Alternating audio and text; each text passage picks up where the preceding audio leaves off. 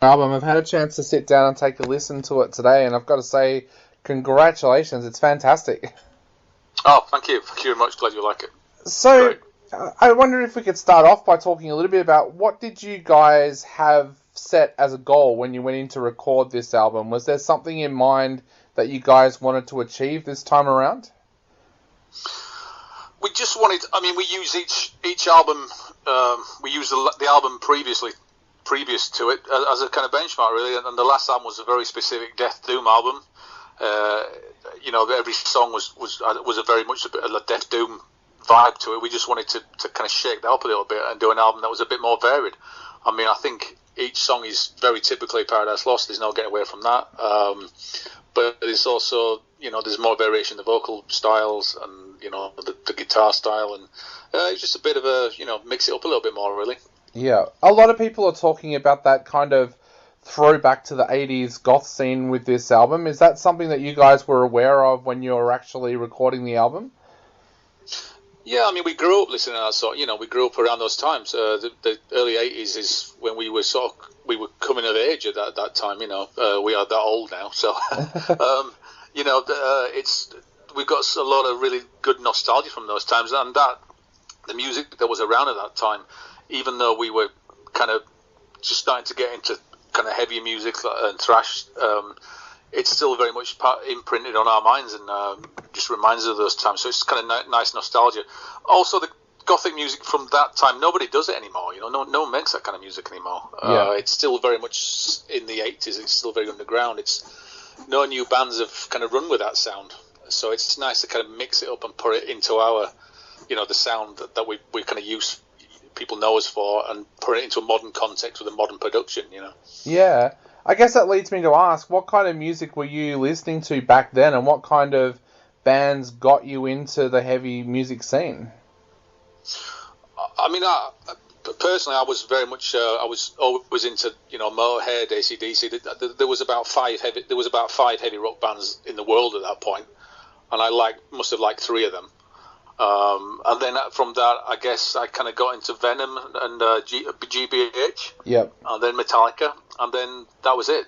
The rest was history. And after Slayer, that was it. I was obsessed with thrash metal for at least, thrash and death metal for at least 10 years. Absolutely obsessed with it. Yeah. So it was so exciting.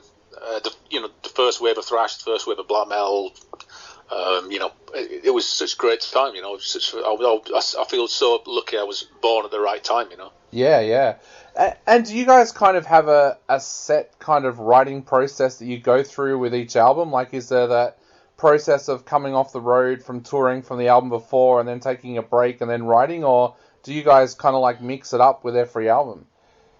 We do. I mean, the process from writing the album to finish the tour, it's usually about 3 years or 3.5 years, depending on how many shows we end up doing for an album. We usually have a bit of time off, and then we say, then the label or management say, okay, right, maybe you should start thinking about another album. So then we just say, well, when were you thinking of releasing it? And then we sort of work to that date, really. And then it takes us about 10 months. I think this album took about 9 or 10 months. So yeah, we don't write fast. We take our time. We make sure it's right. We don't want to rush things. So yeah, and it's been pretty much the same process for as long as I can remember, really. But it works. So that's why we do it. Yeah. Was there anything lyrically kind of inspiring you this time around? Like, we live in crazy times at the moment. What was inspiring your lyrics when you sat down to write this album?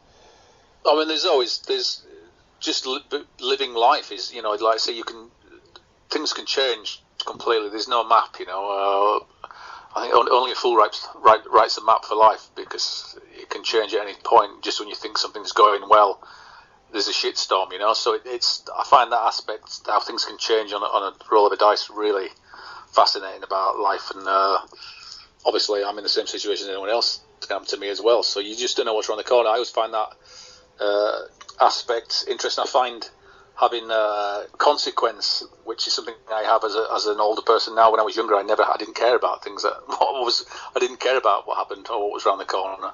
But now it's all I think about, which is complete mirror opposite of what I was like as a young kid. So yeah, I mean, it's even that, I find interesting how you change as you get older. Even that's fascinating for me. So it's always more about life things, and I just write about them in 3-year increments, because I do it every 3 years. Yeah. So I'm 3 years older than I was the last time I did it. So yeah. With this album, does it feel like there's almost like a bit of a reflection there, like on how far you guys have come, and the fact that you guys are older now? Do you feel that reflection there with this album? Because it kind of came through when I was listening to it. I don't know. I mean, I'm never one for. I don't live in the past. I mean, I don't talk about it, but I don't. When I think about, I just always think forward. I never think about. I mean, like anniversaries. I don't really care about anniversaries. I don't even care about my own anniversary. They're just numbers to me. It doesn't.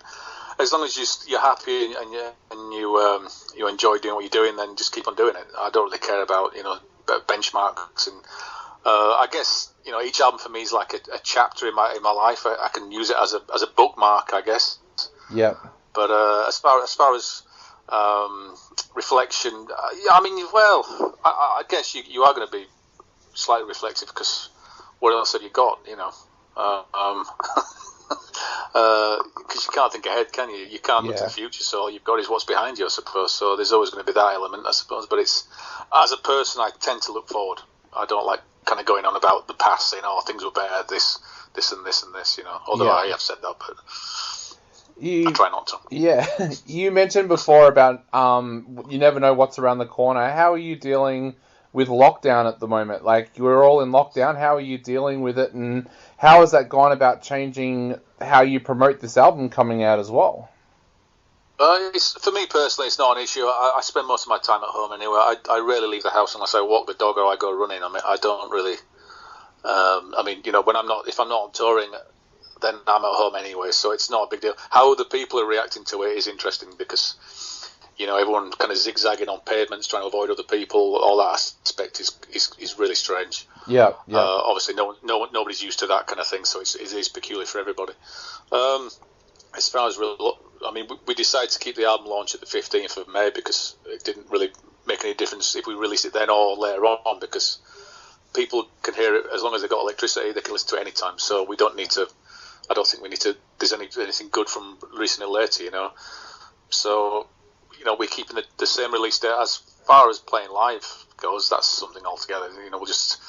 It's like saying how long's a piece of string, which is something I keep hearing a lot of these days. Yeah. So, but I mean, as far as releasing the album, people at home, if there's nothing to do, why better? What's better than to just listen to some music, Yeah.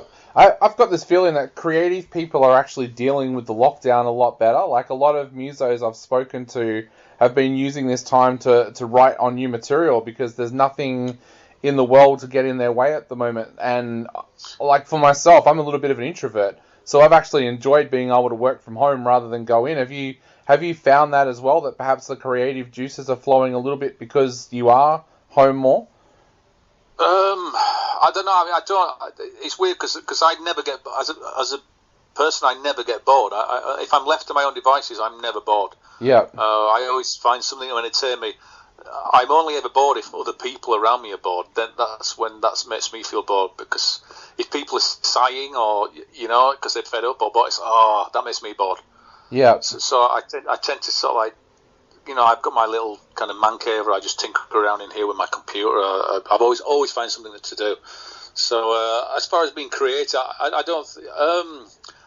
There's a time and a place for me to be creative, and it isn't just because I've got nothing else to do, really. Yeah. I've got to feel happy to be creative. Yeah. Bringing it back. Yeah, go on. Sorry. But how things are at the moment with the health crisis is, I find it a little bit worrying, and if I feel worried, I don't feel creative. So it's not, for me personally, I don't find being this time particularly creative. Yeah. So bringing it back to the album, you guys this time worked with Jamie Arellano as well on the album. Tell us a little bit about what Jamie was like to work with and how you brought him on board, because I know you guys produced the album yourselves as well. Yeah, I mean, producer is kind of a way of saying that the songs are arranged and co-written or co-arranged. But I mean, we'd already done all that before we got in the studio. So it's about having an engineer that knows how to get the right sounds for the right drum sound, the right guitar sound, and then ultimately the mix, which is also incredibly important. So we've worked with Gomez a few times. He's very meticulous with the recording process. He wants everything to be right. So it's, from that aspect, he's great to work with. He doesn't fuck around. He gets the job done, and we've done a few albums with him now, and we know we can trust him for that. And again, he's done another great job, I think. Yeah, definitely. So looking to the future away from lockdown, is there any chance that you guys might head back to Australia on this touring cycle for this album? Yeah, I hope so. We played last year. It was a kind of a fleeting in and out kind of thing. It's brilliant. We love. We haven't been that many times, but it's always nice when we know it's part of the touring cycle. If we're going to go to Australia, the last few times has been great, and now I'd be very disappointed if it wasn't part of the touring process. Yeah, definitely. Definitely. Now, I know we are running out of time very, very quickly, so I'll just ask before I go, is there anything you would like to say to your Australian fans out there before they go out and grab a copy of the new album? Take care of yourself. Hope you enjoy the album. 15th of May, check it out, and we hope we can get there in 2021. And take care of yourself and wash your hands. Definitely. Well, Nick, thank you so much for chatting to us today. It's been an absolute pleasure. Stay safe, and hopefully we do get to see you in Australia soon. Okay, mate. Thanks a lot. Nice to talk to you. Thank you. All right, mate. Have a great day. Bye. Cheers, bud. See you later. Bye-bye.